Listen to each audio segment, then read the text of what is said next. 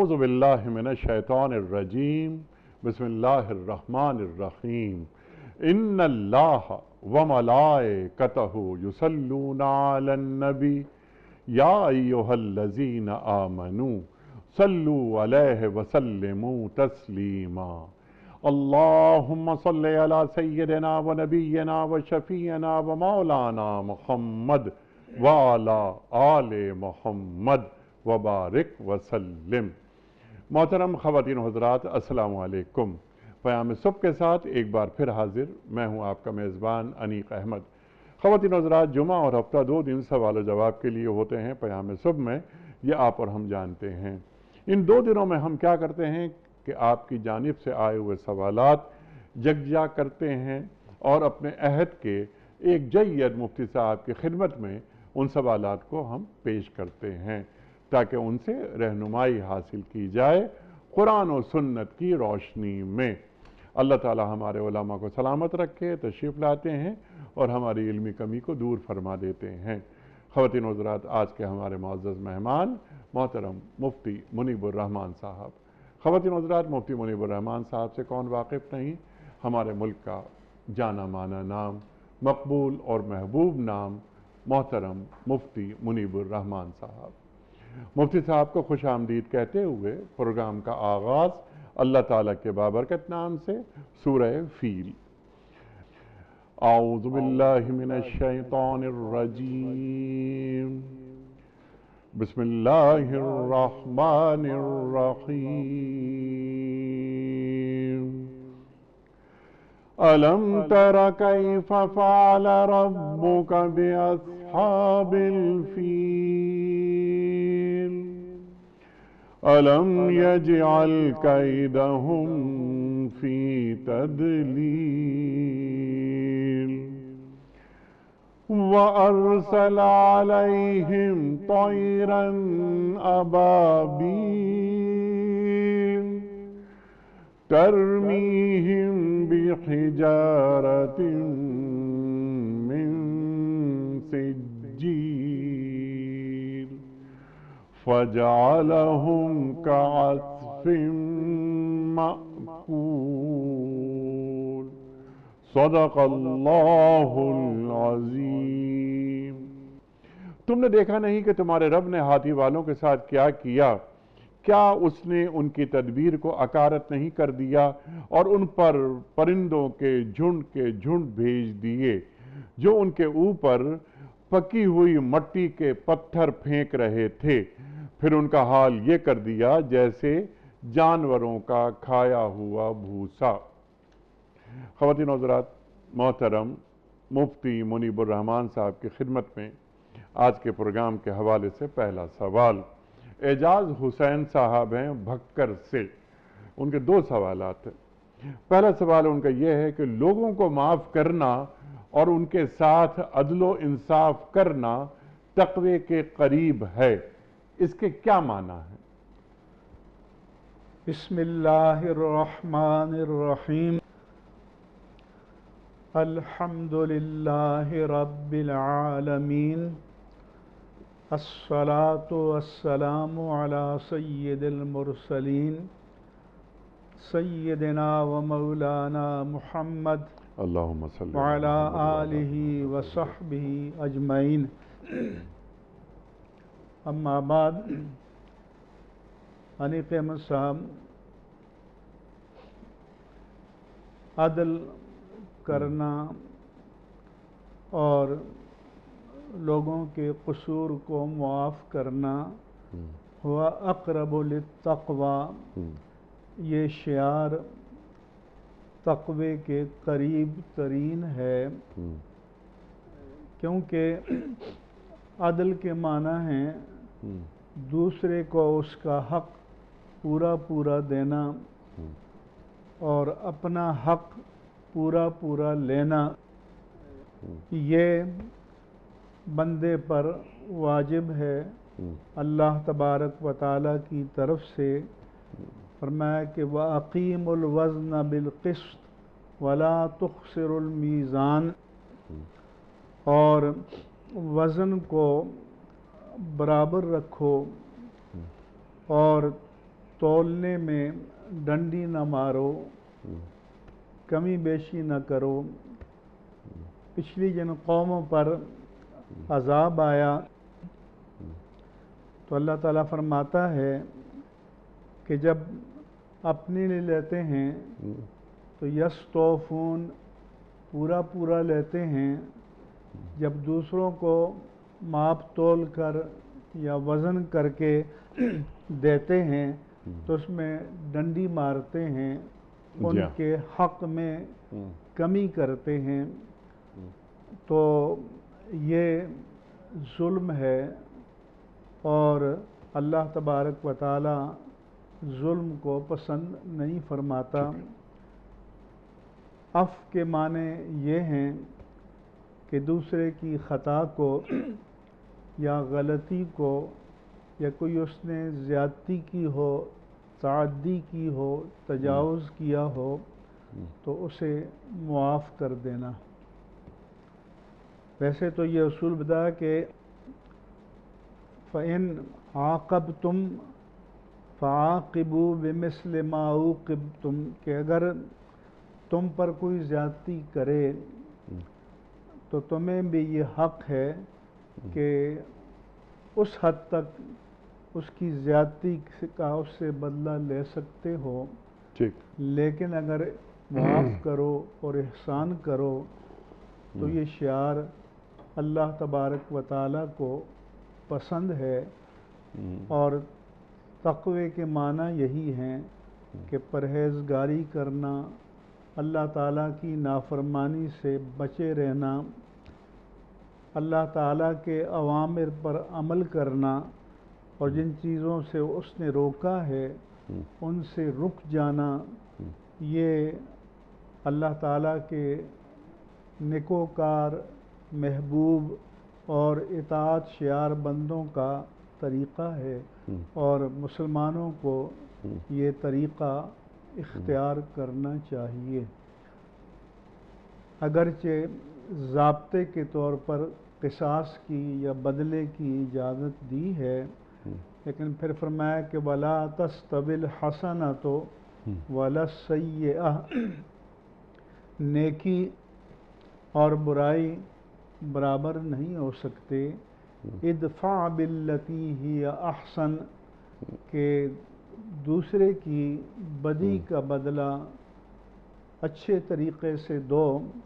فَإِذَا الَّذِي بَيْنَكَ وَبَيْنَهُ عَدَاوَةٌ كَأَنَّهُ وَلِيٌّ حَمِيمٌ، اس حسن سلوک کا نتیجہ یہ نکلے گا کہ تمہارے اور جس شخص کے درمیان عداوت ہے، دشمنی ہے، تمہارے حسن سلوک کی وجہ سے وہ تمہارا پرجوش سرگرم دوست بن جائے گا۔ صحابہ سے جب اللہ کے رسول صلی اللہ علیہ وآلہ وسلم نے انہیں حسن سلوک کا حکم دیا تو بعد نے کہا کہ احسنتم احسننا، تم اچھا سلوک کرو گے تو ہم بھی اچھا سلوک کریں گے، وَإِنْ أَسَأْتُمْ أَسَأْنَا، تم برا سلوک کرو گے تو ہم بھی کریں گے۔ اللہ عز و جل کے رسول مکرم صلی اللہ علیہ وآلہ وسلم نے فرمایا کہ لا تکونوا امیۃً، کہ تم لکیر کے فقیر نہ بنو کہ یہ کہو کہ ان احسنتم احسننا وان اسأتم اسأنا، کہ تم اچھا کرو گے تو ہم بھی کریں گے، تم برا کرو گے تو ہم بھی کریں گے۔ فرمایا کہ احسن الی من اساء الیک، جو تمہارے ساتھ برا رویہ اختیار کرے تم اس کے ساتھ اچھا رویہ اختیار کرو۔ واعف عمن ظلمک، اور جو تم پر زیادتی کرے تو اس کو معاف کر دو۔ سبحان اللہ۔ اور یہ سنت الہیہ ہے کہ اللہ تعالیٰ اپنے قصوروار بندوں کی قصوروں کو کرم فرما کر معاف کر دیتا ہے، اور تخلقوا باخلاق اللہ، سبحان اللہ، سبحان اللہ، کہ اللہ کی خصلتوں کو اختیار کرو، اللہ تعالیٰ کو پسند ہے۔ ایک حدیث ہے، روایت ہے کہ موسیٰ علیہ السلام نے اللہ تعالیٰ کی بارگاہ میں عرض کیا کہ من اعز عبادک، کہ اے اللہ تیرے بندوں میں سے تجھے سب سے پسندیدہ پیارا بندہ کون ہے؟ تو ان کو جواب ملا کہ من اذا قدر غفر، مجھے سب سے پیارا وہ بندہ لگتا ہے کہ وہ اپنے فریق مخالف سے انتقام لینے پر، بدلہ لینے پر قادر ہو لیکن پھر بھی معاف کر دے۔ سبحان اللہ۔ کہ موسیٰ نے عرض کی اے بار خدا، کون ہے تیرا بندوں میں سوا؟ ارشاد ہوا بندہ ہمارا وہ ہے جو لے سکے اور نہ لے بدی کا بدلہ۔ سبحان اللہ، سبحان اللہ۔ تخلق بے اخلاق اللہ، اپنے اندر اللہ تعالیٰ کے اخلاق پیدا کرو، لوگوں کو معاف کرتے رہو، عدل و انصاف کی بات پورا قرآن کریم میں متعدد جگہوں پر تلقین کی گئی ہے کہ انصاف، بلکہ کونوا قوامین بالقسط، اللہ اکبر، کھڑے ہو جاؤ عدل و انصاف کے قیام کے لیے۔ مفتی صاحب، سمپل سی بات اور سمپل سوال آپ کی خدمت میں کہ ہمارا دین قدم قدم پر ہمیں نصیحت کرتا ہے معاف کرنے کی، لیکن ہم لوگوں کو معاف کرنا کیا بھولتے نہیں جا رہے؟ ہمارا جو معاشرتی قدر تھی یہ قدر رفتہ رفتہ بے قدری کا شکار ہو گئی۔ اسی رویے کا یہ شاخسانہ ہے، یہ اثر ہے کہ ہمارے ملک میں جماعتیں پہلے بھی ہوتی تھیں، نظریات میں تفاوت بھی ہوتا تھا، لیکن اسے شخصی عداوت تک نہیں پہنچایا جا سکتا تھا، اور کہ ایک دوسرے کے لیے عداوت ہو، بغض ہو، کینہ ہو، نفرت ہو۔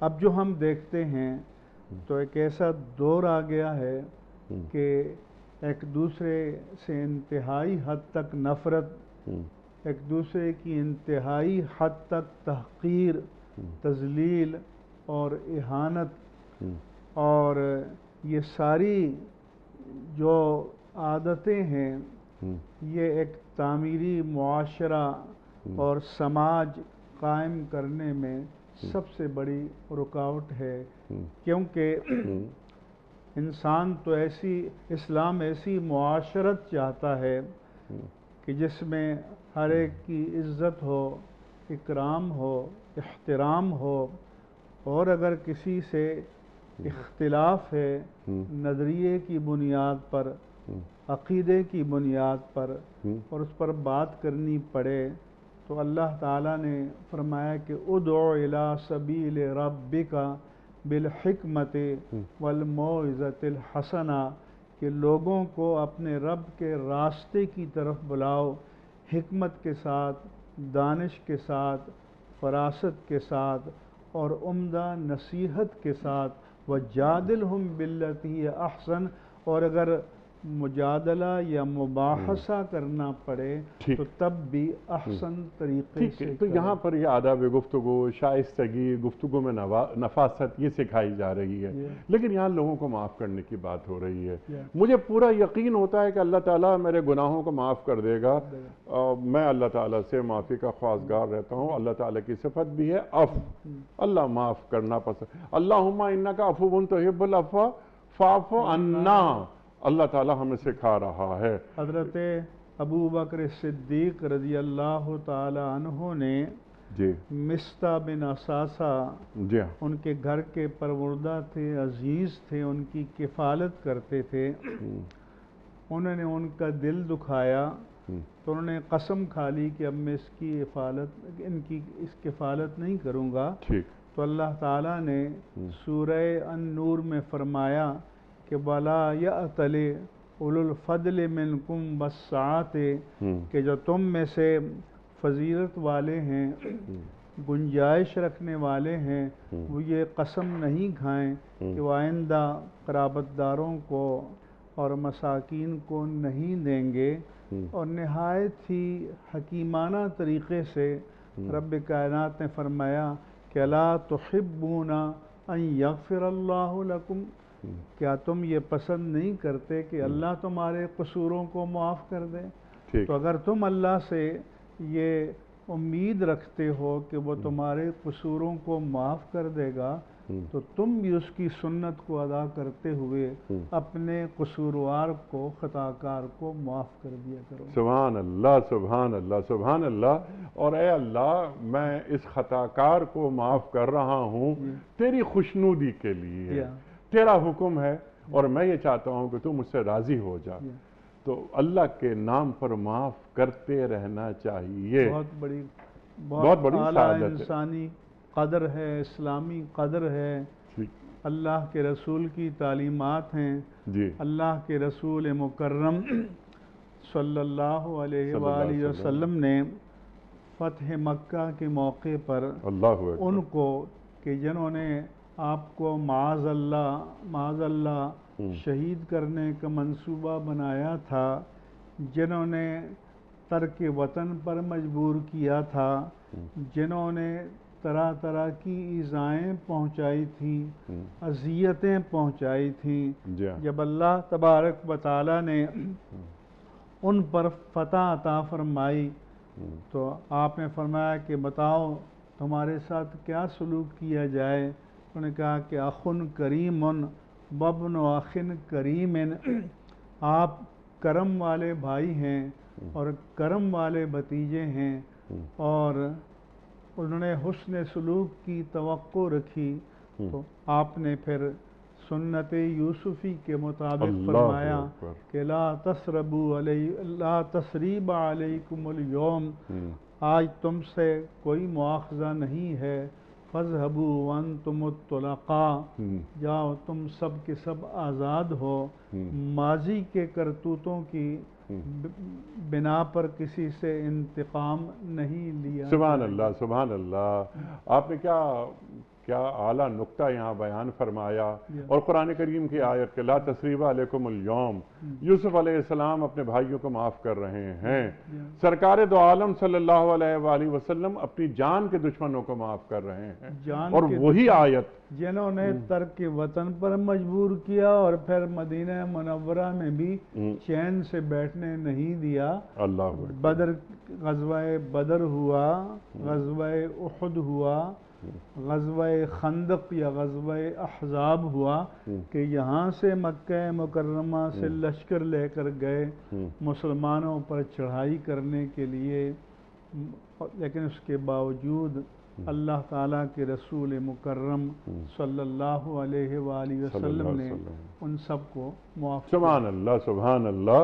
اور یہ انسانی قدر ہے، انسانی وصف ہے۔ یہ بھی فرمایا کہ ان نخوت الجاہلیت و تعظمها بالآباء، کہ جو جاہلیت کی نخوت تھی، غرور تھا، تکبر تھا، اور آباء و اجداد پر تم جو تفاخر کرتے تھے، ان ساری عصبیتوں کو میں اپنے قدموں تلے روند رہا ہوں۔ سبحان اللہ۔ کلکم من آدم و آدم من تراب، تم سب آدم کی اولاد ہو اور آدم کو مٹی سے پیدا کیا گیا۔ سبحان اللہ۔ تو خاکساری مزاج کا حصہ بن جانا چاہیے۔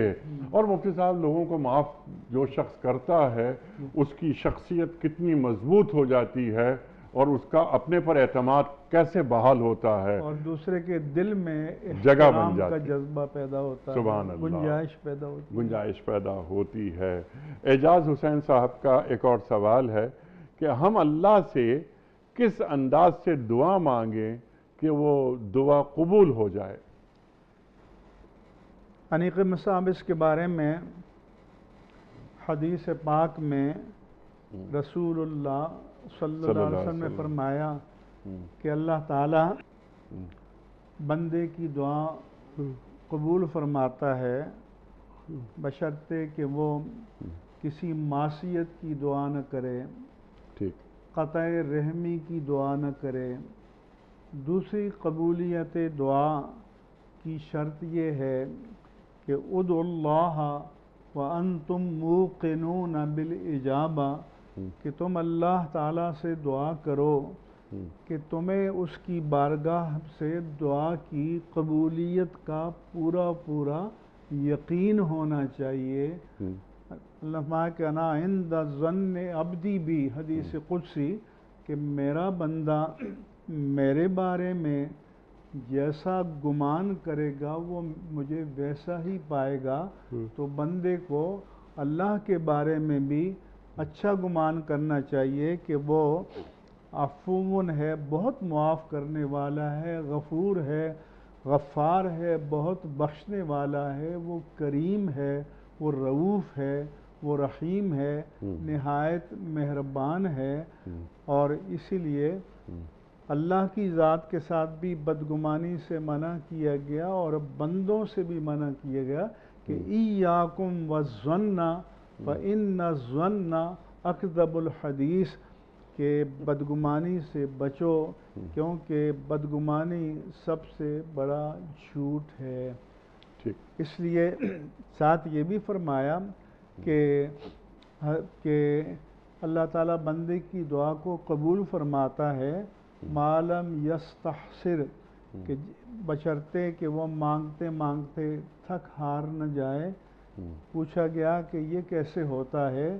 رسول اللہ صلی اللہ علیہ وآلہ وسلم نے فرمایا کہ بندہ کہے کہ دعوتو ودعوتو ودعوتو فأنا یستجاب، کہ میں مانگتا رہا، دعا کرتا رہا، فریاد کرتا رہا، سنوائی ہی نہیں ہوتی۔ تو یہ اللہ کا احسان کیا کم ہے کہ بندے کو اپنے در کا منگتا بنا دے، اپنے در کا گداگر بنا دے، اپنی بارگاہ کا سوالی بنا دے۔ اور بندے کا کام ڈکٹیٹ کرنا نہیں ہے کہ بس جو میں نے کہا ہے ویسا ہی ہو جائے، بلکہ وَأُفَوِّضُ أَمْرِي إِلَى اللَّهِ إِنَّ اللَّهَ بَصِيرٌ بِالْعِبَادِ، کہ میں نے تو اپنے فہم کے مطابق، اپنی دانش کے مطابق تجھ سے مانگ لیا، لیکن میں اپنا معاملہ اللہ کے سپرد کرتا ہوں۔ وہ بندوں کے حال کو بہتر جانتا ہے، وہ بہتر جانتا ہے کہ میرے حق میں اچھا کیا ہے اور برا کیا ہے۔ مثلا ایک آدمی اقتدار مانگ رہا ہے، اختیار مانگ رہا ہے، دولت مانگ رہا ہے، اور اگر وہ یہ چیزیں نہیں ملتی تو اسے کیا خبر کہ یہ اقتدار اس کے لیے آزمائش بن جائے گا، یہ دولت اس کے لیے آزمائش بن جائے گی۔ اس لیے فرمایا کہ وَإِذَا فَأَمَّا الْإِنسَانُ إِذَا مَا ابْتَلَاهُ فَأَكْرَمَهُ وَنَعَّمَهُ فَيَقُولُ رَبِّي أَكْرَمَنِ، کہ انسان کو جب اللہ آزماتا ہے، اسے عزت عطا کرتا ہے، ناز و نعم سے نوازتا ہے، وہ کہتا ہے اللہ نے مجھے عزت عطا کی، یعنی اسے اپنا ذاتی کمال سمجھ، جیسے قارون نے کہا تھا کہ انی اوتی، تو ان خزانوں کے بارے میں علی علم عندی، کہ یہ تو میرے کمال کی وجہ سے مجھے یہ دولت ملی ہے۔ وَأَمَّا إِذَا مَا ابْتَلَاهُ فَقَدَرَ عَلَيْهِ رِزْقَهُ فَيَقُولُ رَبِّي أَهَانَنِ، اور کبھی آزمائش دوسرے طریقے سے ہوتی ہے کہ اس کی روزی تنگ کی جاتی ہے، وہ کہتے ہیں کہ اللہ نے میری اہانت کر دی، تذلیل کر دی، تو میرے حق میں کیا ہے، میرے حق میں کیا چیز اچھی ہے، کیا برا ہے، اس کا فیصلہ اپنے خالق، اپنے مالک، اپنے رب پر چھوڑ دینا چاہیے۔ وہ ہمارے احوال کو، حالات کو، کیفیات کو ہم سے بہتر جاننے والا ہے۔ اور مفتی صاحب، جو اللہ تعالیٰ قرآن کریم میں فرما رہا ہے کہ ہمارا کام کیا ہے، صرف اللہ کو پکارنا۔ وَقَالَ رَبُّكُمُ ادْعُونِي أَسْتَجِبْ لَكُمْ إِنَّ الَّذِينَ يَسْتَكْبِرُونَ عَنْ عِبَادَتِي سَيَدْخُلُونَ جَهَنَّمَ دَاخِرِينَ۔ اللہ کہ اکبر۔ بے شک تم مجھ سے دعا مانگو، میں تمہاری دعا قبول فرماؤں گا، اور بے شک جو لوگ میری عبادت سے استکبار کرتے ہیں، اللہ اکبر، یعنی از راہ تکبر میری عبادت نہیں کرتے۔ اللہ اور اکبر۔ چونکہ اس کے سیاق میں دعا کا حکم ہے تو بعض مفسرین نے ترجمہ کیا کہ جو استکباراً تکبراً مجھ سے دعا نہیں مانگتے جی تو وہ ذلیل و رسوا ہو کر جہنم میں داخل ہوں گے۔ اللہ میں کہ ادعو ربکم تضرعا و خفیہ، سبحان اللہ، تم اپنے رب کو گڑ گڑا کر اور چپکے چپکے سے پکارو۔ سبحان اللہ۔ اور جب صحابہ کرام نے رسول اللہ صلی اللہ علیہ وآلہ وسلم سے پوچھا کہ ربنا بعید ننادی ہے ام قریب نناجی ہے، کہ ہمارا پروردگار دور ہے کہ ہم زور زور سے پکاریں یا قریب ہے کہ ہم اس سے سرگوشی کریں، تو اللہ نے فرمایا کہ وَإِذَا سَأَلَكَ عِبَادِي عَنِّي فَإِنِّي سبحان قریب۔ اللہ، اے سبحان پیارے اللہ، حبیب، سبحان اللہ، جب سبحان آپ سے میرے بندے میرے بارے میں پوچھیں تو آپ بتا دیں کہ میں یقیناً قریب ہوں، اجیب دعوت الداع اذا دعان، جب دعا کرنے والا مجھ سے دعا مانگتا ہے تو میں اس کی دعا کو قبول فرماتا سبحان ہوں۔ اللہ، سبحان اللہ۔ فَلْيَسْتَجِيبُوا لِي، اور جو مجھ سے قبولیت دعا یا دعا کے قبول ہونے کی توقع رکھتا ہے تو اسے بھی تو چاہیے کہ میرے احکام کو مانے، میرے فرامین کو تسلیم کرے سبحان اللہ، تاکہ وہ ہدایت پائیں۔ سبحان اللہ، سبحان اللہ، سبحان اللہ، سبحان اللہ۔ ظفر محمود شیخ صاحب ہیں کراچی سے، سوال ان کا یہ ہے کہ اسلام میں قائدانہ صلاحیتوں کا فلسفہ کیا ہے، قائدانہ کردار کیا ہوتا ہے، سیرت پاک صلی اللہ علیہ وآلہ وسلم سے ہمیں کیا روشنی ملتی ہے؟ اس حوالے سے ہمارے سامنے قرآن کریم نے حضرت موسیٰ علیہ السلام اور حضرت یوسف علیہ السلام کی دو خوبیاں بیان کی۔ جب موسیٰ علیہ السلام مدین کے علاقے میں آئے تو وہ پانی کی گھاٹ پر گئے، وہاں جو اوباش قسم کے لوگ تھے وہ پانی بھر رہے تھے، مویشی ان کے پانی پی رہے تھے، اور دو لڑکیاں سہمی ہوئی دور کھڑی تھیں کہ یہ لوگ جب فارغ ہو جائیں تو ہماری باری آئے گی، تو آپ نے ان کی مدد کی اور ان کو پانی پلانے یا پانی لینے میں مدد کی۔ جب وہ گھر گئیں تو عام معمول سے پہلے پہنچ گئیں تو انہوں نے بتایا کہ ایک اجنبی آیا تھا، اس نے ہماری مدد کی۔ یا ابت استاجرہ ان خیر من استاجرت القوی الامین، کہ اے ابا جان انہیں اجرت پر رکھ لیجئے، کیونکہ وہ بہترین شخص جسے آپ اجرت پر رکھیں اس میں دو کوالٹیز ہونی چاہیے، وہ قوی ہو، طاقتور ہو، کسی کے دباؤ میں نہ آئے، اور وہ امانت دار ہو کہ حقوق کی ادائیگی میں امانت و دیانت سے کام لے اور کسی پر زیادتی نہ کرے۔ سبحان اللہ۔ جب حضرت یوسف علیہ السلام خواب کی تعبیر کی برکت سے مصر کے بادشاہ کے دربار میں پہنچے اور جو اس نے خواب دیکھی تھی اس کی تعبیر بتائی، تو پھر انہوں نے کہا کہ ہم آپ کو اپنے پاس باوقار مقام دیتے ہیں، آپ قابل اکرام و تکریم ہیں۔ تو انہوں نے فرمایا کہ اجعلنی علی خزائن الارض انی حفیظ علیم، کہ مجھے خزانوں کا نگران مقرر کر دیں، کیونکہ میں یہ بھی جانتا ہوں کہ امانتوں کی حفاظت کیسے کی جائے، اور میں یہ بھی جانتا ہوں کہ کس سے لیا جائے اور کس کو دیا جائے۔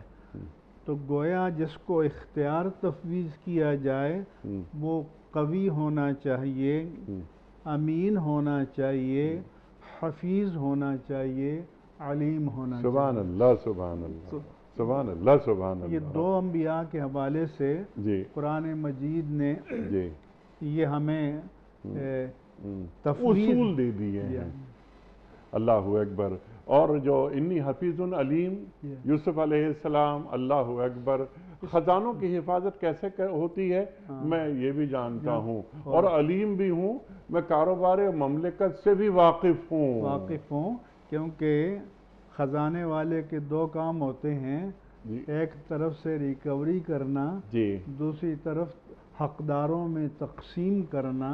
ٹھیک۔ تو میں جانتا ہوں کہ لیا کس سے جائے اور تقسیم کس پر کیا جائے، اور خزانے کو محفوظ کیسے بنایا جاتا کیونکہ ہے۔ اللہ کے رسول نے کہ تو خزم اغنیائہم جی ہاں۔ وترد الی فقرائہم، کہ مالداروں سے لیا جائے اور ناداروں کو لوٹایا جائے۔ سبحان یعنی فرمایا کہ دیا جائے، بلکہ فرمایا کہ لوٹایا جائے۔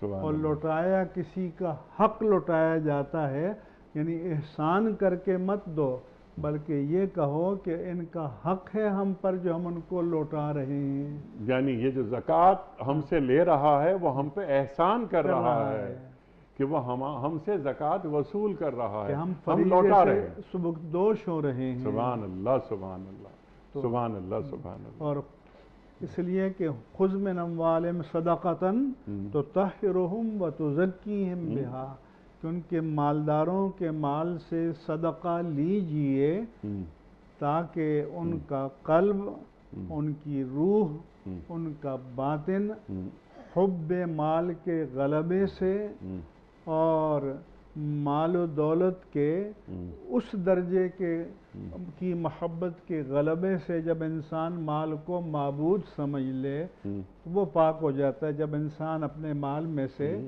اللہ کے حکم کے مطابق اس کے بندوں کا حق دیتا ہے، اور جو نہیں دیتا، فرمایا کہ تائس عبد الدرہم و عبد الدینار، کہ درہم و دینار کا بندہ ہلاک ہو گیا۔ اللہ اکبر، اللہ اکبر۔ اور اللہ کے رسول فرماتے ہیں صلی اللہ علیہ وآلہ وسلم کہ ہر امت کا ایک فتنہ ہوتا ہے، میری امت کا فتنہ مال ہے۔ اللہ اکبر۔ راشد صاحب ہیں پشاور سے، سوال ان کا یہ ہے کہ کیا مکہ مکرمہ میں شوال کا چاند دیکھنے والے پر حج کرنا فرض ہو جاتا ہے کیونکہ اس نے حرم میں حج کے مہینے کو پا لیا؟ اصل میں یہ ایک بنیادی مسئلہ ہے، شوال اور ذوالقعدہ اور ذوالحجہ جی یہ اشہر حج کہلاتے ہیں۔ ٹھیک۔ اور مسئلہ یہ ہے کہ جو اشہر حج میں حدود حرم میں داخل ہو جائے، یعنی میقات سے گزر جائے اور اس پر حج فرض ہے، تو پھر اس کی ادائیگی اس پر فرض ہو جاتی ہے، بشرطے کہ اس نے حجۃ الاسلام یا حج کے فریضے کو پہلے ادا نہیں کیا۔ اچھا۔ اب یہ ہوتا ہے کہ بہت سے لوگ رمضان مبارک میں عمرے پر جاتے ہیں اور واپسی میں شوال کے دن داخل ہو جاتے ہیں، اور اب تو سعودی حکومت میں شوال میں بھی عمرے کی اجازت دے دی ہے۔ تو اب اگر کوئی عمرے پر گیا اور شوال کے دن پا لیے تو کیا اس پر حج فرض ہو گیا؟ تو ہم کہتے ہیں کہ اگر اس نے پہلے حج کا فریضہ ادا نہیں کیا تو فرض ہو گیا، لیکن اگر اس کے پاس زمانہ حج تک قیام کے لیے مصارف نہیں ہے، ٹھیک، تو یہ نہیں ہے کہ اپنی عزت کو پامال کر کے لوگوں کے آگے ہاتھ پھیلانا شروع کر دے، مانگنا شروع کر دے، یہ نہ کرے۔ یا اس کے پاس مال تو ہے لیکن وہاں کی حکومت کے قوانین کے مطابق اسے حج تک قیام کی اجازت نہیں ہے، اچھا، تو پھر وہ وہاں کے قانون کی پابندی کرے۔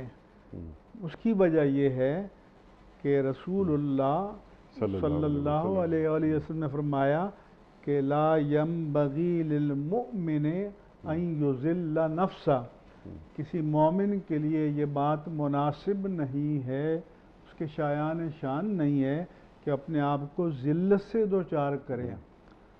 صحابہ نے عرض کی یا رسول اللہ صلی اللہ علیہ وسلم کیف یذل نفسہ، وہ اپنے آپ کو کیوں ذلت سے دوچار کرے گا؟ اللہ کے پیارے رسول صلی اللہ علیہ وآلہ وسلم نے فرمایا کہ یوردھا للبلاء فلا یطیقہ، اپنے آپ کو ایسی مصیبت سے دوچار کر دیتا ہے کہ جس سے پھر عہدہ برا ہونے کی طاقت نہیں رکھتا۔ جب ہم کسی اور ملک میں جائیں گے اور ان کے قوانین کو توڑیں گے اور پکڑ لیے اور قانون کی گرفت میں آ گئے اور جیل میں جانا پڑا، سزا دینی پڑی، تو یہ وہ مصیبت ہے جو اس نے خود مول لی۔ اس کے لیے اس شریعت نے اس کو پابند نہیں کیا، تو اس لیے ان چند باتوں کا اس کو خیال رکھنا چاہیے۔ ٹھیک، سبحان اللہ۔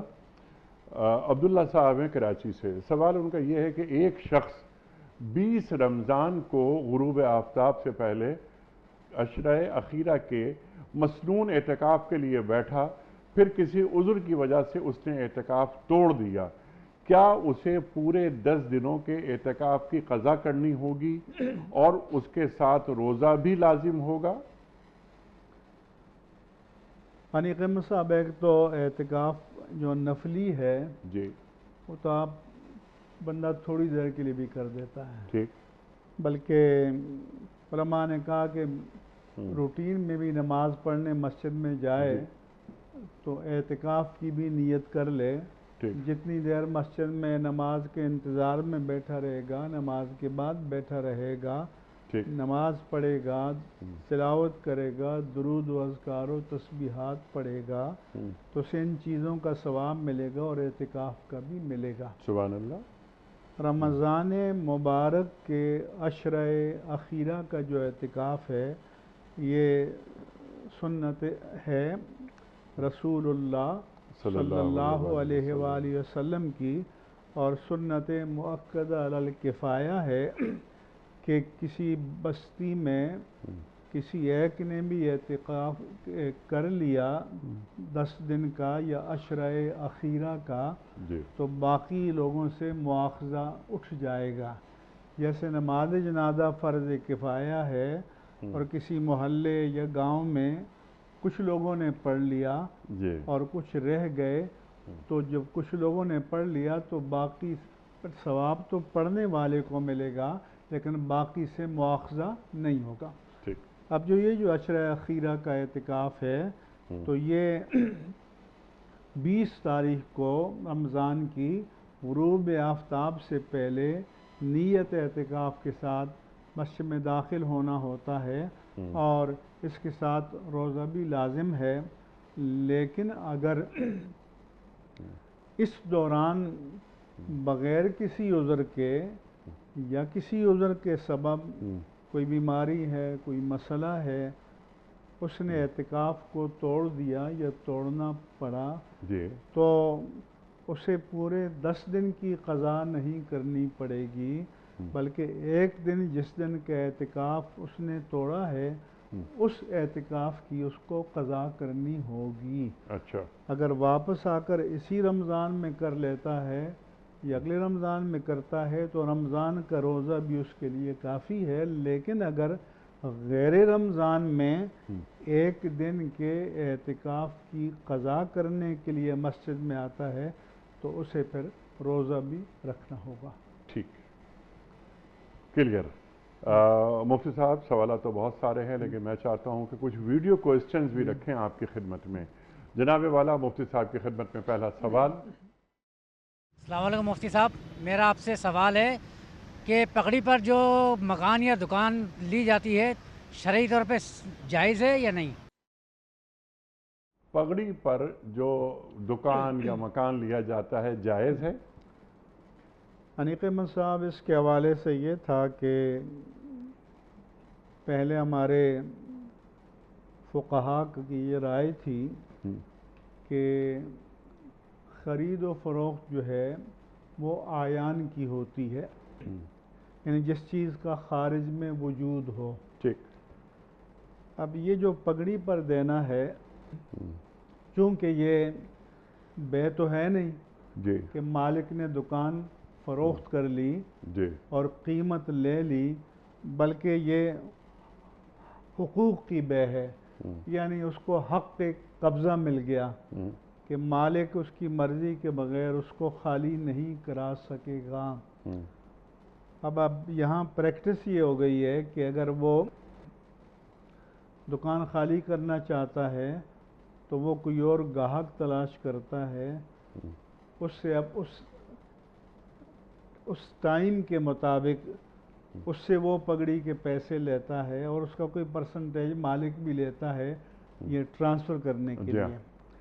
تو اب چونکہ یہ ایک عرف رائج ہو چکا ہے اور یہ پریکٹس میں ہے، تو اس لیے بعض فقہا نے اس کو جائز قرار دیا ہے، کیونکہ اب یہ مسلمان بھی ممالک میں بھی ہمارے ہاں بھی اس کی پریکٹس چل رہی ہے، اور لوگ پگڑی پر دکانیں لیتے بھی ہیں، دیتے بھی ہیں، آگے بھی منتقل کرتے ہیں۔ بالکل ٹھیک ہے۔ تو یہ جو پگڑی یعنی گڈ ول پر خرید و فروخت یہ بالکل جائز ہے۔ ہاں، لیکن یہ جو آگے فروخت ہوتی ہے، نہ پہلا مالک ملکیت دیتا ہے نہ آگے والا، تو جو اب بیٹھا ہوا ہے وہ کسی کو دے رہا ہے تو ملکیت اس کے پاس ہے ہی نہیں جو دے، تو جو دے رہا ہے وہ حق قبضہ، رائٹ آف پوزیشن وہ دے رہا ہے۔ ٹھیک ہے، اجازت ہے، بلکہ جائز ہے۔ جی ہم اگلا سوال مفتی صاحب کی خدمت میں۔ السلام علیکم مفتی صاحب، میرا سوال یہ ہے کہ والد اپنے اولاد کو اپنے جائیداد سے آف کر سکتا ہے؟ دین اس بارے میں کیا کہتا ہے؟ ارشاد۔ پہلے تو یہ بتا دوں کہ آق کے معنی کیا ہے۔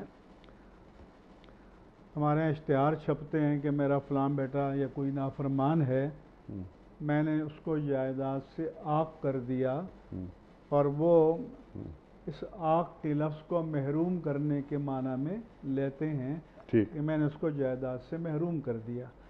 اصل میں عق یعوق کو عقن کے معنی ہے نافرمانی، اور حقوق کے معنی ہے نافرمانی، جیسا کہ حدیث پاک میں ہے کہ ان من الکبائر الاشراک باللہ وقتل النفس بغیر حق وعقوق الوالدین، کہ کبیرہ گناہوں میں سے شرک ہے اور قتل ناحق ہے اور ماں باپ کی نافرمانی ہے، یہ کبیرہ گناہوں میں سے ہے۔ تو جو ماں باپ کا نافرمان ہو جائے اسے عاق کہتے ہیں کہ یہ نافرمان ہے۔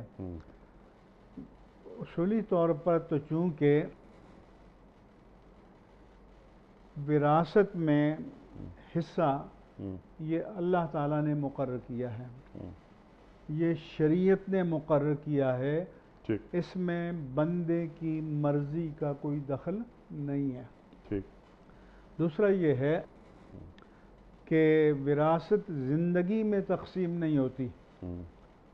وراثت تو اسے کہتے ہیں کہ بندہ جب وفات پا گیا تو جو مال وہ چھوڑ کر گیا اسے فقہ کی اصطلاح میں ورثہ کہتے ہیں، مال وراثت کہتے ہیں، یا ترکہ کہتے ہیں۔ ترکہ کے معنی میں کہ جو مال اس سے متروک ہو گیا، چھوٹ گیا، جو پیچھے چھوڑ کر گیا، تو وہ مال تو اس وقت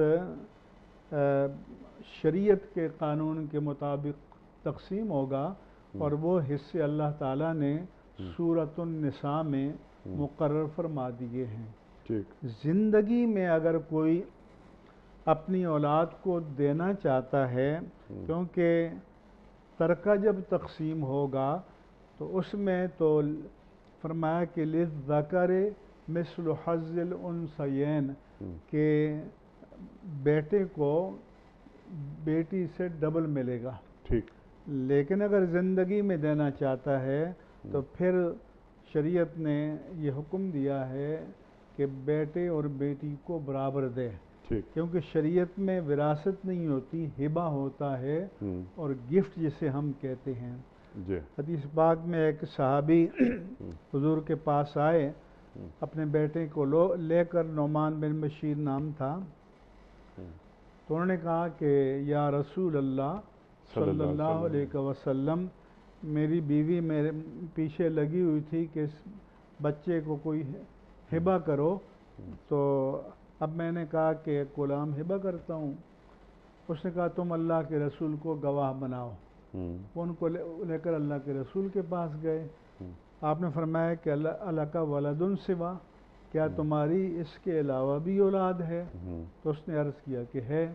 فرمایا کیا ان کو بھی اتنا اتنا دیا ہے؟ اس نے عرض کیا نہیں۔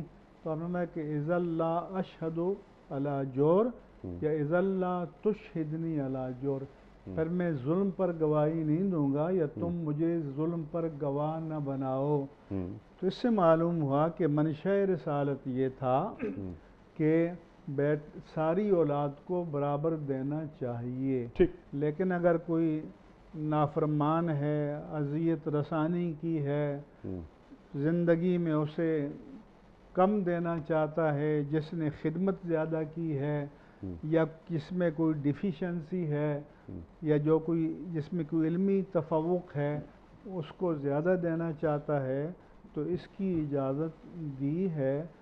تو زندگی میں تو وہ اس کا مال ہے، وہ کر سکتا ہے، لیکن اولاد کو عاق نہیں کیا جا سکتا۔ ہاں، یعنی جس معنی میں لوگ سمجھتے ہیں، جس معنی میں اشتہارات چھپ جاتے ہیں، تو اس کی اجازت دین نہیں دیتا۔ ہاں، کیونکہ وراثت کا قانون اللہ کا قانون ہے۔ مفتی صاحب میں آپ کا بڑا شکر گزار، بڑا ممنون آپ تشریف لائے، اور ہمیشہ کی طرح آج بھی ہم نے آپ سے بہت سیکھا۔ خواتین و حضرات، واقعہ مکمل ہوا ہمارے آج کے پروگرام کا۔ آپ اور ہم جانتے ہیں کہ جمعہ اور ہفتہ 2 دن سوال و جواب کے لیے ہوتے ہیں، آپ کے سوالات ہوتے ہیں، اور محترم مفتی صاحب کے شافی جوابات قرآن و سنت کی روشنی میں۔ ہمارے علماء کو اللہ سلامت رکھے، تشریف لاتے ہیں اور ہماری علمی کمی کو دور فرما دیتے ہیں۔ وقت مکمل، اور آپ اور ہم جانتے ہیں کہ پیام صبح کا اختتام ہوتا ہے روزانہ ایک قول پر، اور وہ قول ہوتا ہے صاحب نہج البلاغہ امیر المومنین حضرت علی مرتضیٰ کرم اللہ وجہہ کا۔ آپ فرماتے ہیں کہ اللہ کے سلسلے میں کم از کم یہ کرو کہ اس کی نعمتوں سے گناہ میں مدد نہ لو۔ اللہ کے سلسلے میں کم از کم یہ کرو کہ اس کی نعمتوں سے گناہ میں مدد نہ لو۔ سبحان اللہ، سبحان اللہ۔ اپنے میزبان انیق احمد کو کل تک کے لیے اجازت دیجیے۔ خدا حافظ۔